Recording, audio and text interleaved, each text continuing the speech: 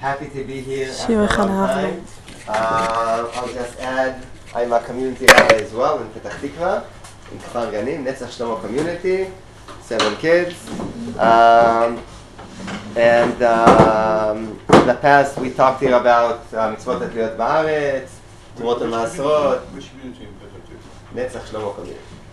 Netzach Shlomo community. In the past we talked about mitzvot atliyot ba'aretz, practical mitzvot, Tumot al-Maasrot, Orla, Shmita. We had a few lectures here. And then the last years we did other topics. And from Simchat Torah, as you can understand, I wasn't here. I was up north. I'll discuss it in a minute. Before I talk about myself, a bit of history about what does it mean to be a Rav Tzvai, a rabbi in the army. I'm serving as a rabbi of a battalion, Gdud, which is about 500 soldiers. Today in the IDF, every Gdud Miluim has a rabbi. Meaning you have 500 soldiers, you have somebody in charge of, I don't know, you have the doctor, and you have the ammunition person, and you have drivers, and you have a Rabbanut department, which is a rabbi and 1, 2, 3 soldiers. And in the last 15 years, the Rabbanut wants the rabbis to be fighters. If you're in a combat unit, the rabbi should be a combat soldier as well. Why? Because up to 15 years ago, it wasn't like that. And it had a lot of problems. Because if you don't understand the soldiers, what they're going through, so the psak halacha you will give would be not accurate. Or sometimes even not correct. I'll say something even more. When somebody from the army calls his rabbi, even his community rabbi, with a halachic question, in the army, many times the rabbi won't know to give the correct answer because he's not there. He doesn't understand the details. He won't know to ask the exact questions. And that's why one of the things I tried to do during the last 6 years when I'm a rabbi of the battalion is that everybody will know me. And if they know me, religious and non-religious soldiers, when they will have a question or a topic they'll look for someone to consult with, I will either answer, not somebody else on the outside that doesn't really understand. Can you give us an example? We have an hour. So, okay, that's the first thing. I was a combat soldier. I was an officer, a regular officer, and then 7 years ago I came back from Shlichut, and they said, okay, I'm an officer in the army, but I'm a rabbi as well. Can I be both? And then I knew about it, and then I said, why not to be a Rav Tzvai? You do officer's course, 6 weeks, and then you become an officer, part of the staff of the battalion, and I'm there for 6 years. Okay, what does a rabbi do in the army? Help me. Supervises kashrut. What? Supervises Kashrut. Good. Next. Kashrut. First thing. Help people get married. Okay. I helped, but that's not the main thing. But yes. What else?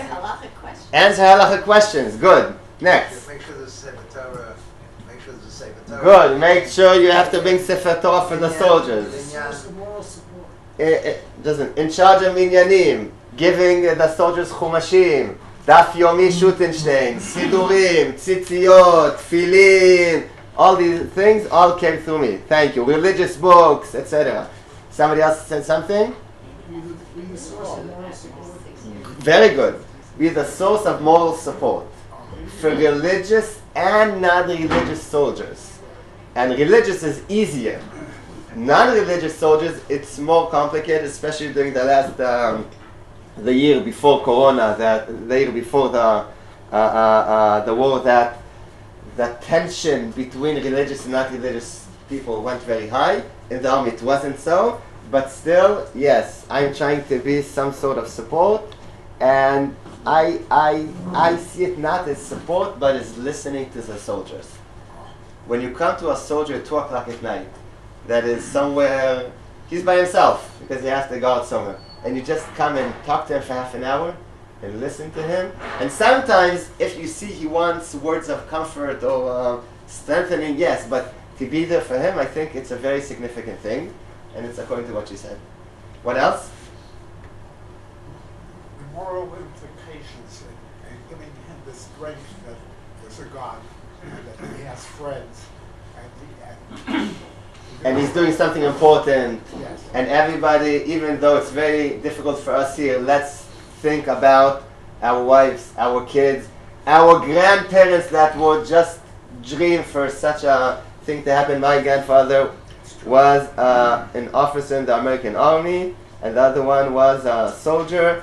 And when I went to officer's course, he told me, Moshe, don't do it. Why to be an officer? It's not good. Do as the least as you can as a soldier and finish it. And I told him, Saba, it's not the same. It's our home. It's my country. It's a Jewish home. And after I finished, so he said, I'm proud of you. But only afterwards. Yes. We have to speak to soldiers that it's okay to kill. Okay. If I see there are soldiers that have that debate, yes. In our case, most of the soldiers understand it. They see their friends being killed. It's not even a question that you see a terrorist, you have to kill him. It's not. I just question, how many years ago did this start that the rabbi should be It started from the time of Rabbi Israel Weiss, around 15, 20 years ago. But the big person that did it was Rav Ronsky. Rav Ronsky became chief rabbi, and he went yeshiva by yeshiva by yeshiva. He told the rabbis before that were, until his time, which were mainly Haredi rabbi, told them, listen, step aside. And he brought young Zionist rabbis that were in the army, and he went yeshiva by yeshiva. It was very difficult, but we see till today, about 15 years ago. Okay, because about, just a little anecdote, about 15 years ago, my grandson was in the army. He had no rabbinic training, but he was the official rabbi because he could answer their questions. You understand that I'm a rabbi of 500 people. I can't be there all the time. The main answer for someone that needs them is the yeshiva bocher in his squad, in his machlaka. That's amazing. It's true that I'm above it, but I'm not always there for everyone. Not always you can even call. You don't have a phone. Okay. Do you help with Gior for those who are not allowed? Gior? No, not in Miluim, not in reserves. It's something else. Okay. Anything else? What you forgot saying? Okay. You forgot a few things. One is Eruv.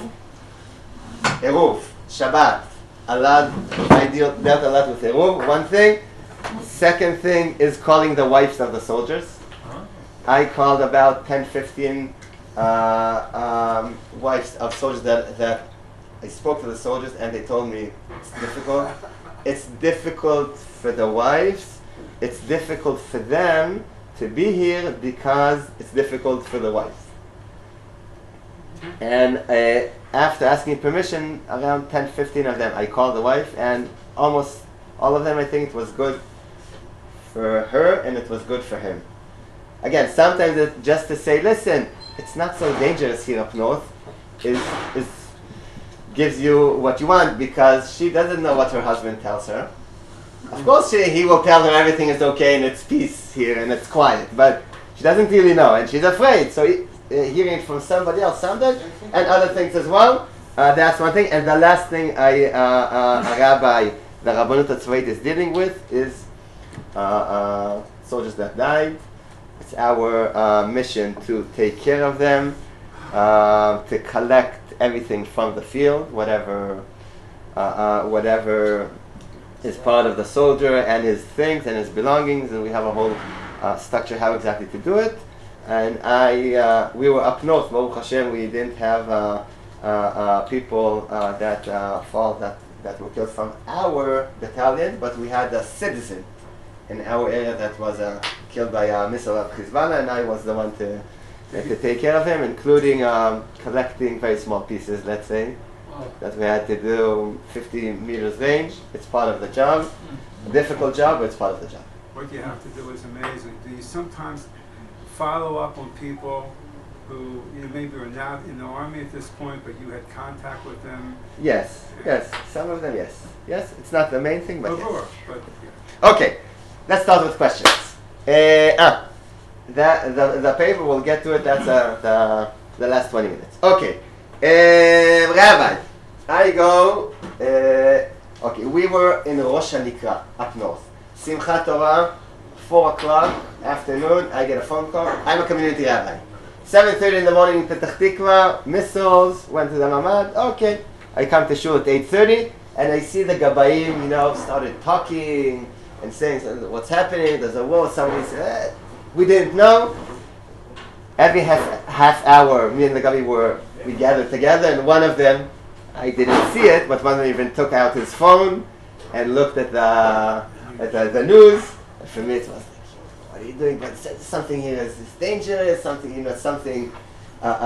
We never saw such a thing. I didn't know, but slowly, some of the congregants' kids went to the army. So he went. He told me, Rabbi, I was called to the army, and I said, okay, he's in Gaza. I know his unit is in Pikudon down south. Only I remember at 11:30 when one of the kids told me, listen, I'm connected to Pikud Safon up north, and I was called. I said, I need to get home and see if I was called as well. So we finished the tefillah. I came home. So they told us not yet, but then 4 o'clock they said, everybody come. I had a debate if I should wait until Motzei Shabbat or to come right away. I had a debate, and I called 2 people, and I decided I have to be there as soon as possible. Because if the person in charge of, the technical things of listing who came, or the person that is not even fighting, but he's in charge of, giving out the food, if he comes even on Shabbat, so of course, as a rabbi should come, I'm part of the unit. So everybody comes. Okay. What's So the argument against it? the argument is, nothing will happen if you will get there on Motzei Shabbat. You didn't know that. You never can know. No, but everything we've heard in the last 7 months about Shabbat and what you do in the army, etc., would have argued that your gut reaction was wrong. I'm sorry to say it, but it was wrong. I mean, if you got a call to get up, to come up, you should have gone. You should have assumed that there was a serious situation. That's exactly what I did. That's what I said. I'm just asking why you had the Because it was 4 o'clock, and when Motzei Simchat Torah was 7:30, and you have always people coming late. Not everybody come right away, and we knew it will take a few hours to get organized, and nobody knew. We knew we were up north. Nothing happened yet up north, but so that's the other side. Okay, now so we went to Rosh Hanikra, Motzei Simchat Torah, 1 o'clock at night. We were in Chof Achziv, if you know. It's between Rosh Hanikra and Nahariya. We were there, and most of the time we were in that area, Rosh Hanikra, Chanita, if you know, around Nahariya, on the border. On the fence, the wall that is there. Okay, let's see. Okay, let's start with kashrut. I'm already 6 years a rabbi. I know my job with kashrut. You have to make sure everything in the army is kosher. It's pretty easy because the supplies only come from the army. You just have to make sure the kitchen, not mixing meat and milk. It's relatively easy. In Miluim, it's a bit more complicated because people bring food from home. But because everybody are together, nobody will want to bring something that his friend can't eat. So usually, on regular Miluim, it's pretty good. But what do you do if you get to a situation, a day after Simchat Torah, you're in Chof Achziv, the army, what he gave you are what's called manot krav, which is bread and tuna fish and canned food, which is nice, but it's, you want proper food. And you have, every hour, you have people from Nahariya stopping next to where we were, bringing food and saying, oh, soldiers, here, take food, and going back. What do I do with it? I ate 3 lunches on the first day. 3. One did a barbecue for us, the other one brought falafel from somewhere, the other one said, I have to do something for the soldiers, we made the hamburgers and brought. 2 hours, I ate 3 lunches. What do you do with kashrut? How do I know if it's kosher or not? I'm not always there at the gate to ask the people.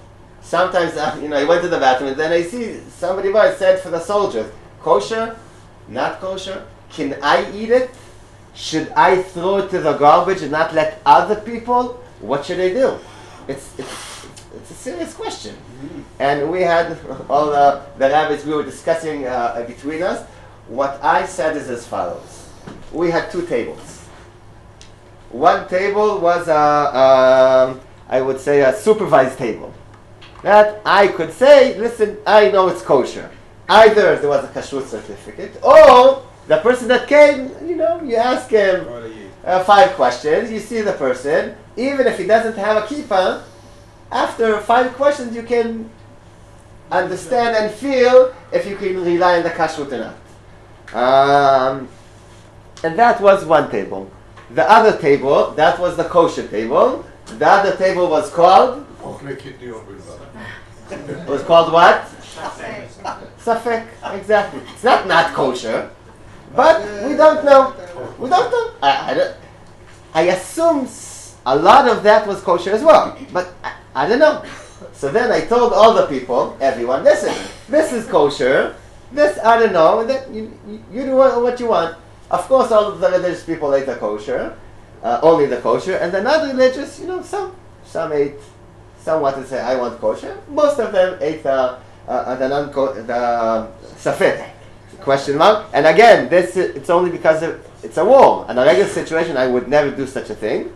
And afterwards, after a few weeks, when we started to being more organized, so people that called us before and said, we want to bring you food, I said, okay, but only if it's kosher.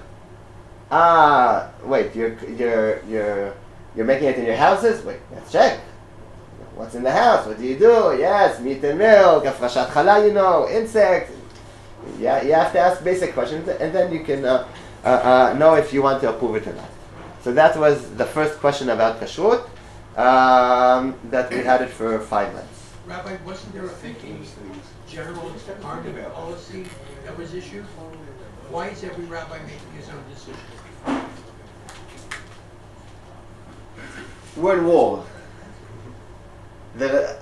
In Miluim, a general policy is not so. The general policy was not to accept anything that is not kosher. That's a general policy. I felt it's what we say, En atzar shoveh benezek hamelech. It's not worth it for me to fight for it. First of all, technically, I can't. My unit was in 5 different places. Okay, people just brought food. I'm not there, and I felt it's not worthwhile to make an issue on this because we have too many things to deal with, and it can make tension. That's what I felt. But again, it's a good question.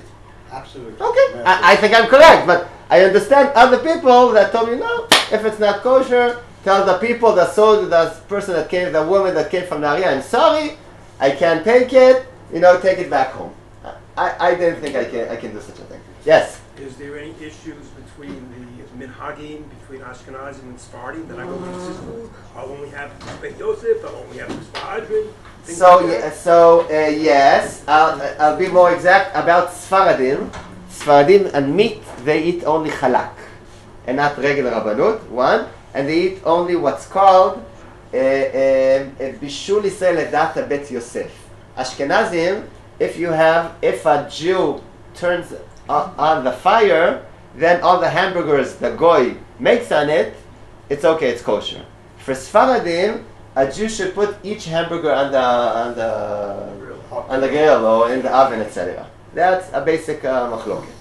So many Sfaradim that were strict, let's say, didn't eat most of the meat unless they knew it's halak and bishul Yisrael. And here, even the army had a problem because the army, after a few months, he decided he can't bring these chamgashiyot. How do you say chamgashiyot? These Trays. trays for lunch for months and months because people get fed of it. I don't have a problem. I eat for half a year, but many people, you have 5 kinds of trays and you eat it every day for lunch. People want something a bit better, so once a week they brought hamburgers, Burger Ranch, McDonald's, Burger King, whatever. And then some of it was halak and some not. So then Sfaradim couldn't eat it, or at least some of them didn't want to eat it. So that's about the question. Did I answer you? Okay. Yes. People that bought food probably no more than 50 kilometers away from where you were. It depends. Most of the beginning it was people from closer, 50 kilometers. Afterwards, it became on Shabbat. There was some sort of organizations that came and brought you food for Shabbat. You ordered how much you want, and they brought. I know from my community in Petach Tikva, there were 2 couples that every Thursday, every Friday, went and took the food from a catering in Herzliya, Tel Aviv, and drove either up north or to Gaza to bring the soldiers the food. So, But the food that got delivered from these organizations, you know was kosher. The question is, no, not always. No. Not always. That's another Of problem. the people in the local neighborhood, what percentage of them eat? Not so high, but many of them are mesorati, which is a different issue. Can you rely on the kashrut? You know, you see a lady which is tzniut is not her. You can see, definitely not. But I'm sure she's keeping a lot of mitzvot, and I'm sure she's keeping kosher. So how do you deal with it? It's one of the things why I was more making. Let's see. Okay, let's keep on. Shabbat. What did you do with people that brought stuff on Shabbat? We had. That was in the And the Suffolk. Suffolk. I heard that a lot of Christian organizations were bringing food and Not to supplies us. and Not to us. I heard one of the units next to at Golani. I heard there was an issue with it. They brought a barbecue, Yeah. and then when the rabbi heard it, he stopped it, Oh. and then the soldier said, "No barbecue." So there wasn't. I want to stop it. I want somebody to donate a barbecue so the soldiers won't lose. And after an hour, he got a donation for that. I think we should be very careful who we're bringing in. Exactly. Very, very careful. And what are their... to be very careful. Good. That's not... I don't have to get into it a bit more than that. Okay. Let's talk about Shabbat. Wow. Shabbat is endless questions. Let's start with the first one, Yarok Ba'inayim. Yes. What we had in our unit, every time there were missiles from Hezbollah, on a daily basis. So first thing you have to make sure that everybody are okay. Everybody are okay. That's what's called, the army calls it Yarok Ba'inayim. Green eye. Green in the eyes, that you see all the people. In the past, somebody had to count the people. Today, how do you do it? Application. We have one of the soldiers which is good in, inventing these things. Every person, they tell, okay, now you're okay. Now you go into the app and you write your name there, and that you're okay. Okay. What happens if somebody forgets? Okay. Can you do this on Shabbat? Technically, no. Are you allowed to do it on Shabbat? Yes, it's not so So I'll give you a story that had not an hour unit, and then you will give me the answer. There were next to Shtula, there was a sort of a base of tanks, and they had missiles on them, and they had one injured soldier, and then they did this Yarok Ba'inayim to make sure everybody are okay. Then everybody okay besides one the soldier, and then they took him to the hospital, etc. After 20 minutes, they found out that another soldier from the same area is very bad injured, and his officer was sure he's there, so he wrote that he's okay.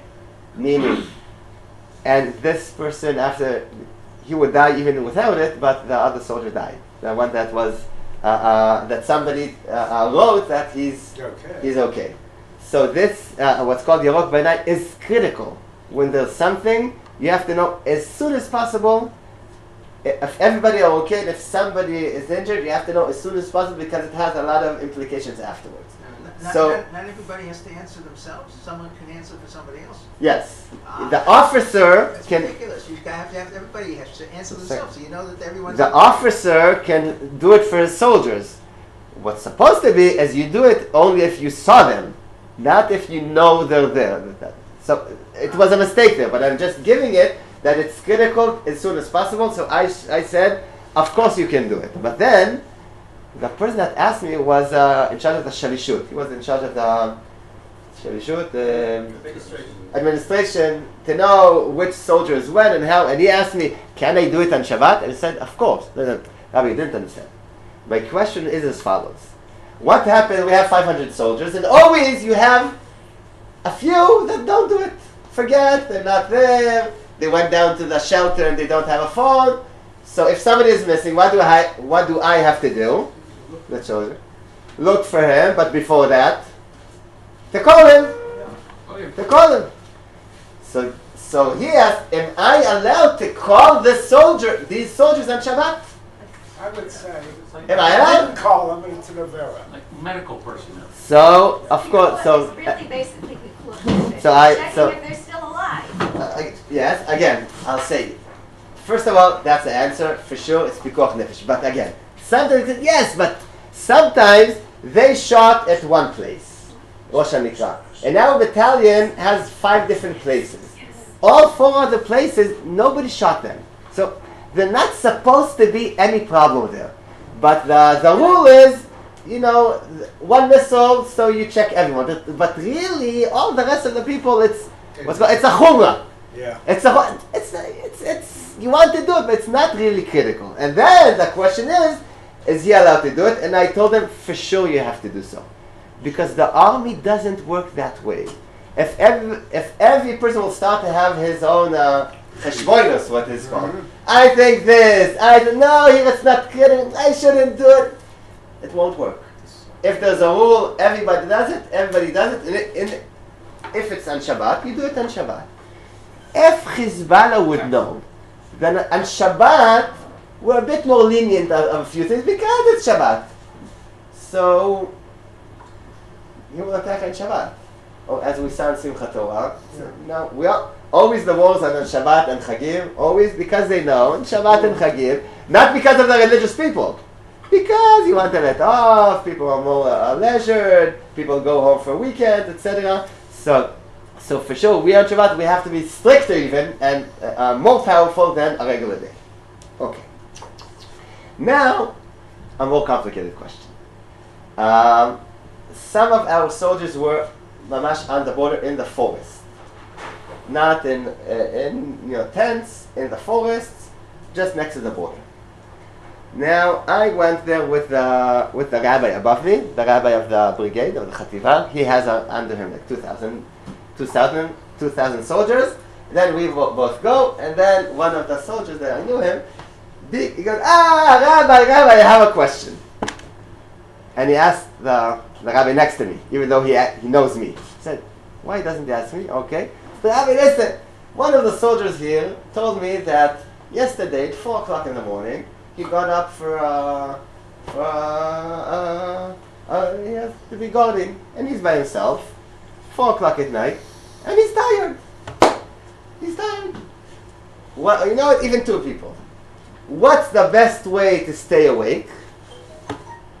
Listen to music. Okay. Cigarette. Making coffee. How can you make coffee? You're in the forest. How do you make? Pakal cafe, what's called? You have the small gas. You make coffee. Soldiers, they meet. First thing they do, coffee. Make coffee. So he asked him, the brigade rabbi, if the person is so tired, can he make coffee on Shabbat? Now this is not maybe violating Shabbat half. This is turning the fire and cooking it on Shabbat. Be sure from the Torah. No, you can't go around it. Are you allowed to do it on Shabbat? What do you think? The whole dialectic is what you're supposed to do, but when in emergency situations, it could be definitely much the wrong thing not to do what you just talked about, because I mean it's a different situation. I'm saying, What's the answer? the answer is that he probably you can do you have to do things. You can violate Shabbat in order to protect the border. That's what you said. Okay. Okay, everybody agree? No. Why not? I say no. Why not? There are other things you can do besides having coffee. Yes. Okay, So- but you have to know. Okay. If I was a rabbi in Petach Tikva, that's what I would answer. Pikuach nefesh. What do you mean? You know, if without that you'll fall asleep and the Hizbara will come in and you're sleeping, oy vavoy, what will happen to us? But because I was there twice a week, and I saw the soldiers, and I told them, come on. If you will forget now your pakal cafe, you won't have it. Yeah, you forgot it. Nobody, you know what? You forgot yours. Your friend soldier has it under his bed, his sleeping bag. Will you wake him up in order to take it? Will you wake up your friend? Well, of course not. I have to wake up my friend. So you can do without it. You have 100 other ways. You can run around, you can jump, you can sing, you can hear music. Without that, it's not pikuach nefesh. Let's just say that's what he had said. And then, but Rabbi, I did everything. I couldn't sleep. I fell asleep. That's the only thing. So he told me, you know what? If that's the only thing, as you say, so do it. Okay. And I told myself, okay. I didn't think it's a good answer. And a day afterward, 2 days afterwards, I came there again, to meet the soldiers. And one of the people came, Rabbi, I heard you said we can make coffee on Shabbat. Why? Because that person didn't tell everybody else the whole answer. He said only the last line, which is, if you need, you can cook on Shabbat. That's why I didn't answer that, because I knew that what will be the rumor. I said, no, we didn't say that, and from then on, I'm much more careful what I answer, even though theoretically it's a true answer, but practically it's a wrong answer. Okay. So what's the right answer? The right answer, do everything that you can. What's making coffee? Making coffee. I said, if you have a non-Jew making coffee for himself, so here I was making that you can drink it as well. But he said, okay, if a Jew makes for himself and then sees me and gives me, I said, that doesn't work that way. And the religious soldiers told me, okay, my friend made coffee, and I didn't drink the coffee, but I'll say something else which is very important. When you're a soldier and you're there on Shabbat, many times you don't remember it's Shabbat. Because you're all day into things, and you don't have, sometimes on Erev Shabbat you were gone and you couldn't be in that tefillah or something, and you can have 24, you don't have Shabbat clothes, you have no Erev, it's you're in a different mentality, and sometimes you can forget it's Shabbat. And I think you have to have at least a few minimum things to tell the people, listen, it's Shabbat. Some things you can't do. When that soldier sits with his soldier and remembers that Shabbat, I can't drink coffee, he remembers it's Shabbat. Then he will remember as well to do tefillah afterwards. Because without that, I'm not sure he'll remember. And he will remember that his phone, you take out the phone and you play, you see WhatsApp. That's what soldiers do, if you can. But then you did that and said, I shouldn't. It's not mivtze. It's not pikuach nefesh now to look on my WhatsApp if I got messages, and to see in Telegram if Hezbollah shot us or not. It's not pikuach nefesh. And if you don't put barriers and say this is Shabbat, so you will be in not a good place. Okay. Yes. Do units have Shabbos goys? Depends on the unit. Okay, I'll say. After a few weeks, I told that squad there, listen, you have a generator. Why not bring meicham, hot water urn? Thank you. And bring there, put it there, And, said, no, Rabbi, you're crazy. It's not good. They didn't like, but after, I came them week after week, and after a few weeks they brought a micham, they had there. And afterwards they wanted platot as well. Because we had another problem. What's the problem? The problem was food for Shabbat. Food for Shabbat not food that was cooked on Shabbat. But the base was, 15 minutes away, and every day, on a regular day, 3 times a day, or twice a day, they brought food. Lunch, and then, let's say, a supper, and supper as well, things for the morning, that's it, twice a day. And then I was asked, are they allowed to drive on Shabbat and bring the food? Good question. What is the alternative? Not to drive on Shabbat. So, if you don't drive on Shabbat, so you have to bring all the food there before Shabbat, earlier. So on Friday night, it's easier. You drive there an hour before Shabbat, you put the food, and then, even though you eat at 7 o'clock, so it waits there for 3 hours, but, it's warm. That's it. It's not hot, it's not a nice Shabbat meal inside, but it's warm. But what do you do with lunch? With cholent, rachamim. What do you do with that? What do you do? To put it there before, so one of the units said, we'll make like a pit, a hole, and do like in the Mishnah times, we'll put coals there, we'll close it, They tried it once, didn't succeed. And once they did it, and it spoiled, and people had tummy aches, so they told me no. But can they bring it on Shabbat or not? What's the alternative? They eat cold food. Can you survive with cold food for a whole Shabbat? Yeah. Of course you can. If we'll be in Lebanon, that's what we will eat. We won't get cholent and schnitzels, of course. But if you're here and you have the option, it's more complicated. Now, I'll put more things. I think already we'll save the pages for next time. Because it's a whole lecture. So there's something else. Cars go up and down from the base to the unit. They go, every day there are a few to bring things, to bring soldiers from home, to bring batteries for the kesha, for the army phones, whatever you call them, and the officers go around. So it's not like nobody can go in and out.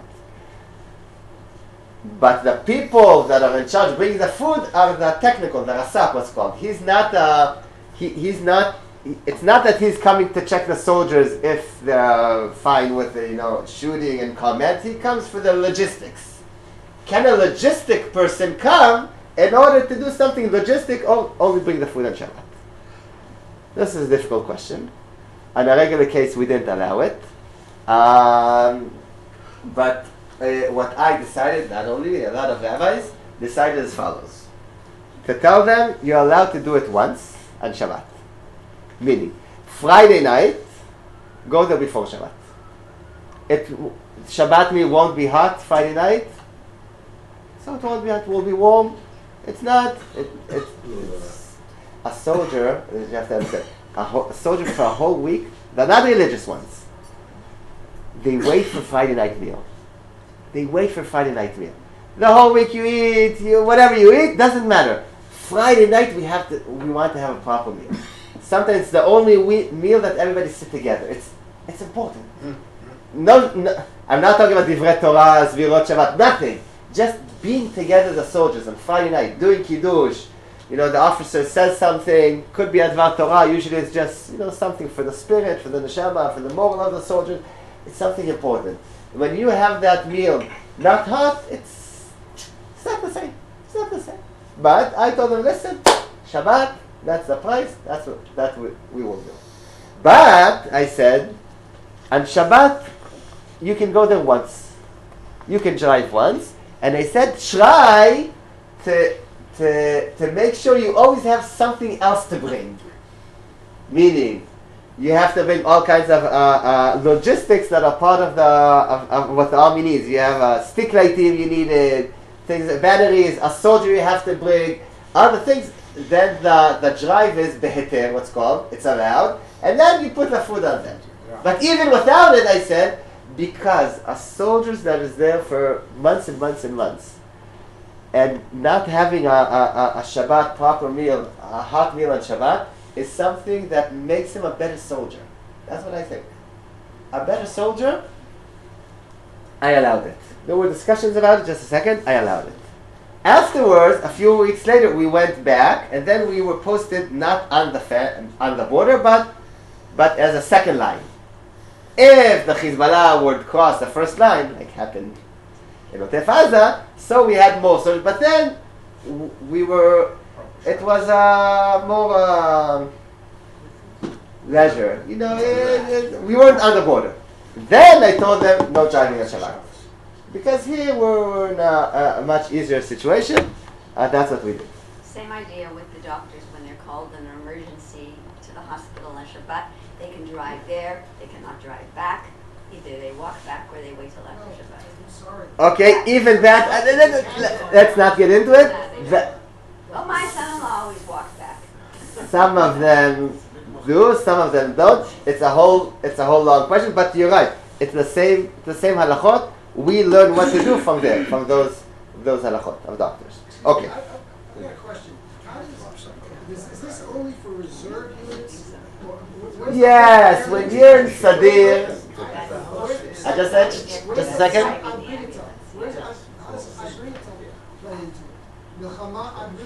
Sir, it doesn't allow you to do everything. What do you mean? Again. Okay. Even when you say times of war, it depends. Are you in Gaza fighting now? Are you in Lebanon 20 kilometers into the border? Or you on the fence sitting there most of the time, sitting. You're not fighting 24/7. Yeah, but let's say, and some of them are in the army base. They sit in the base. Everything is okay. Air conditioners. Now under Rita, you can do everything. No, I don't think so. I think the rabbi of the unit has to balance exactly this. Would you permit a soldier in your unit, if he's given 24 hours and he has to get back on Shabbat, would you permit him to come back on Shabbat? Okay, so that's the next question. 3 weeks into the army, into the war, I don't know why. Always the army decides. I remember Thursday night, the Magad came to us and said, okay, the army now decided we can start letting people home. Because we understand it's a long time, and we are in for 3 weeks. So we can let people to go out for 24 hours. Each time, let's say 20% of the people, so something like that. And we're starting for when? Come on, Shabbat. Okay. So I got 2 phone calls 2 hours before Shabbat from 2 different soldiers.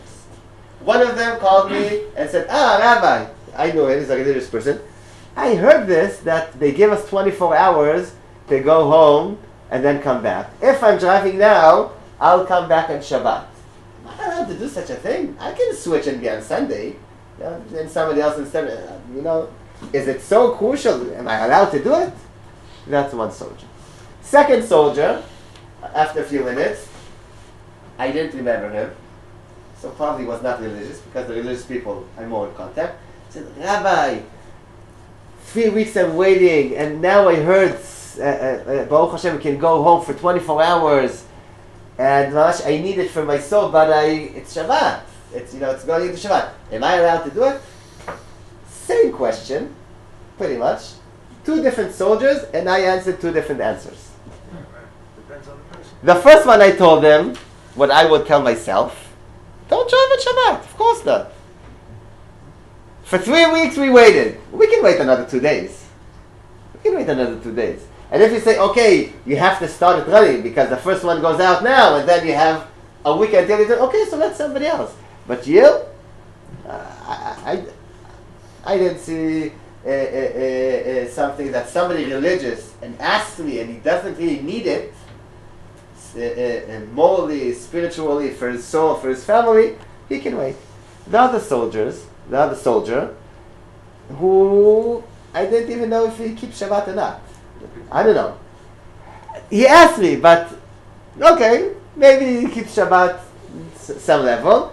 So I went according to what the Rabbanut HaRashit said. The Rabbanut HaRashit said that at the beginning, that they allowed soldiers to go home on Shabbat, and even more easier halachically is to come back on Shabbat. You need to go on Friday to come back on Shabbat.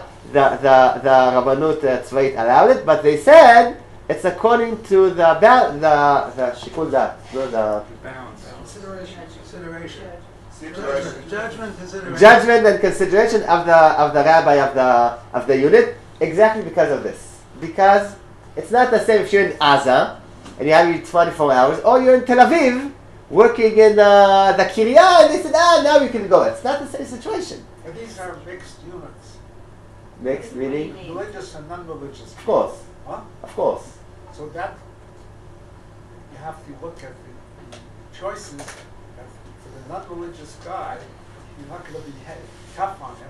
The religious guy who has his question. Okay, so that's another question. If I would be in charge, I would do the 24 hours, but one person will go on Friday and come back, Motzei will get 28 hours, and the person before and after will get 20 hours. That's what I would do. In Shomer Shabbat army, that's what we would do. You can organize it in just such a way, but no! They said, no, 24 hours, 10 o'clock, 10 o'clock. Doesn't matter what time you do the switch. So because of that, so I said, okay, I can't fix everything. But I can switch, I'm allowed to switch and ask somebody else to drive on Shabbat, and I'll do it before or after. That's what I think. Now, going on Friday and coming back on Shabbat is much easier. Why? Because you're going back to fight. Because you're going back to fight. That's Pikuach Nefesh. To go home on Shabbat, wait, just a minute. What Pikuach Nefesh is going home? So the halachic reason is what you said before, and that the soldier would be a better soldier If he did that. if he comes home to freshen up for 24 hours, his wife, his kids, even he's not married, but just it's when you're in stress and for weeks and weeks without this air, you're a worse soldier. You become a better soldier. And even more than that, if you have the option, if everybody else stuck there for a month, that's one thing. But if you have the option, and all of your friends, you go out, and you say, oh, Shabbat, I can't, that's even worse. You feel, oh, I didn't go back, and then it will be even more difficult for you to fight in a better way. That's why the Rabbanut HaTzvait said it's allowed. Again, according to the units and the level of stress and how close are they to the border. Is there a big difference between people fighting in Gaza and the halachic questions about fighting? Yes. Oh, what do you mean? On this topic, Yeah. that was even easier. If you're in Gaza, you can go out only at night. No, At the all beginning. kinds of situations. Is the whole situation completely different? Yes, let's say kashrut. Again, I didn't have those questions, but they had. You go into a house in Gaza, and then you want to cook there rice, and cook rice. Now you have tuna fish and bread and crackers. That's what the army gives you. Can you live on tuna fish and crackers for weeks? Yes, but you want to have something better. Are you allowed to do it? That question I didn't deal with. They dealt there, so. They answered, I think they allowed it because Shena B'nei Omam, wait 24 hours, and then even though even 24 hours before nobody used those dishes, sometimes you can even kosher them.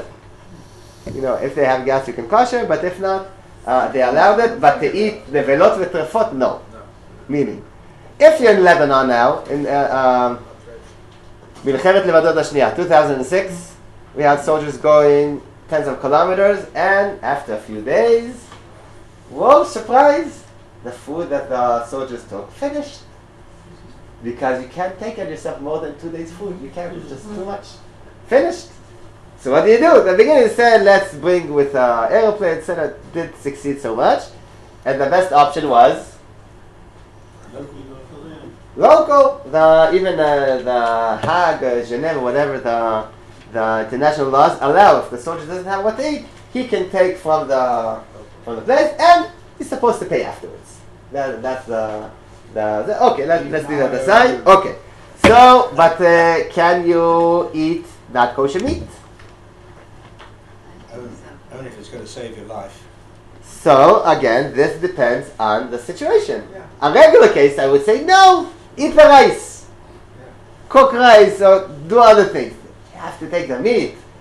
The dishes is easier. The product depends. If it's cooked food, it depends. But generally, the more you are, what you said behind Adrita, the more you are now, if you are much fighting now, and you finish, and you're there, and you just had a attack of Hezbollah next to you, and somebody brings you something hot to drink or something food to eat, I would eat it, even if it's maybe not kosher because you're fighting. But if you're there sitting and you have time and you have options, don't do it. Again, depends on the situation. Okay. Every time you Just a second. In the book of Rav Goren, Yeah. in the Chemet HaShikrur, there was Motzah, the Lulim, but the Jordanians hit the Lulim, and there was plenty of food, but there was no shchita. No shchita, and he didn't allow it. No, he said it could be taken to the hospitals. Hospitals, but not for the Chaylim. Okay, let's keep on. What is it? Okay, wedding. I have this is not a halachic question, but one of the soldiers called me 3 weeks into the war and said, Rabbi, I want to get married. I knew him, nice, Masorti guy. And I told him, Mazel Tov, do you have with whom? Said, yes, Rabbi, didn't. I have a girlfriend, and I want to get married now. What do you mean now? I want to get married in a week. I told him, you don't do that. Do you buy a house in a week? You know, it takes time. You have to decide. I said, did you register the Rabbanut? And then it's on. He said, no, I didn't do anything yet. But I want to get married in a week. But then, I don't think I said, okay, Rabbi, with you or without you? Okay. So I said, okay. I said, why? I said, listen, maybe tomorrow I'm going into Lebanon. And maybe I'll die. I want at least my wife, my girlfriend now, fiancé, becoming wife, to get the benefits of a wife of a soldier. Tov, okay. I said, okay, let me check. In my community, we have somebody that works in Soha. And I called her, and she said, oh, yes. It's not the first, not the second soldier that asks. Here, take the phone number of, whoever's in charge of it.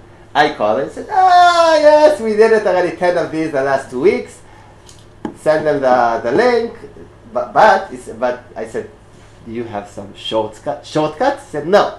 You have to do everything according to the book. You have to bring, like a regular wedding, you have to bring the chuppah, make sure you're Jewish, and your wife is Jewish, where you're going to do that, a rabbi, that was everything, but quick. So he did it after a day. They did the meeting a day afterwards on Zoom, and 9 days afterwards, not 7 days, 9 days afterwards they got married in a Gan Leumi in Afek, next to the Krayot, next to Haifa. Of course, somebody donated the whole wedding.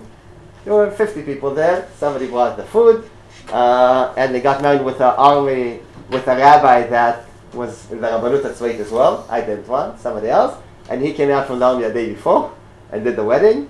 And then he and his wife came to do it wasn't the Sheva Brachot, but another ceremony we were in Ma'alot then, up north, and they came there. We did like a sort of Sheva Brachot with dancing and food, a nice thing. And I'm not sure that's the best reason why to get married, but I'm happy people got married. I think it's something good. And I'm happy he called me, because if not me, I don't know who would he gone to. There are many options today.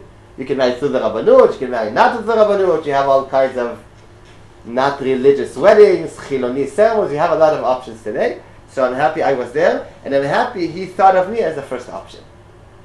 We have 3 minutes. Shabbat, other things. Let's see. Eruv. Eruv is different. We had another speaker here who spoke about electric cars on Shabbat. That's something else. Okay.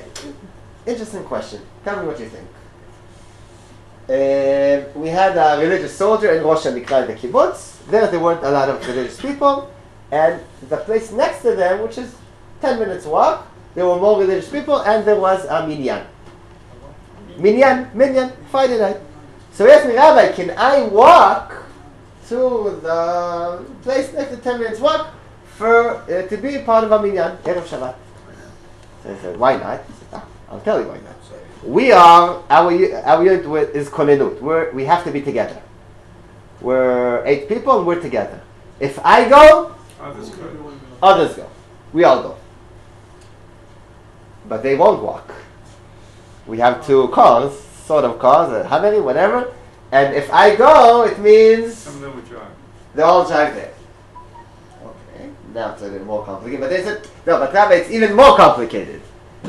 They are going there for Friday night meal with the whole squad.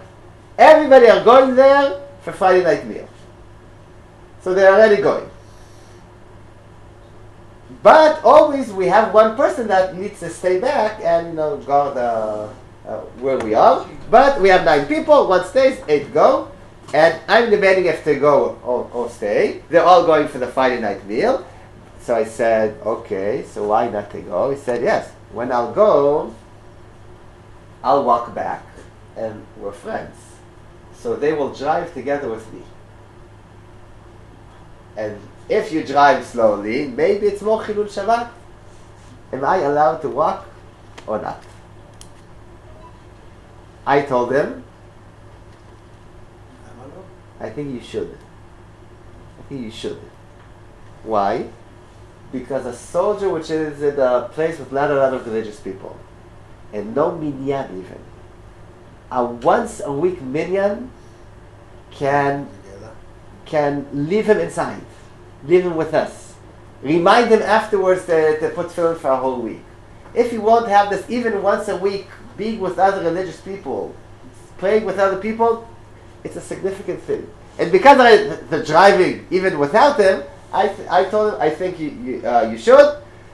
After Shabbat, I called him. He said, Rabbi, I didn't feel I can do it. I stayed, got it. I davened Friday night by myself. I sang, did Kavanat Shabbat. I didn't want to go there driving next to me.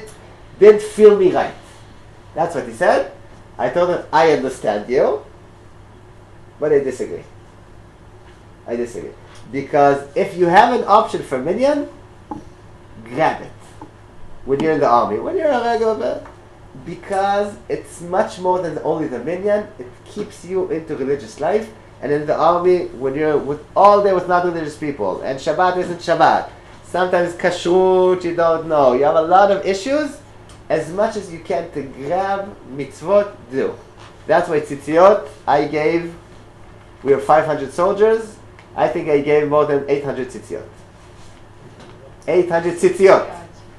Mainly, let's say half for religious people, half for non-religious people. Yeah. And I'll just finish with a story I had. We were 9 for minyan, and we need a 10th. So I see someone far away. I see him with only with a tzitzit, no shirt, only with a tzitzit, no kippah. Hey, can you come please? Come for the 10th for minyan? And listen to me, Rabbi, I'm not religious. I don't pray. And I'm like, you put a tzitzit, tzitzit outside, but you're not religious. Baruch Hashem, these are the people, our soldiers, even if they claim they're not religious, they have a lot inside. Thank you very much. Bezrat Hashem, that will save for next time.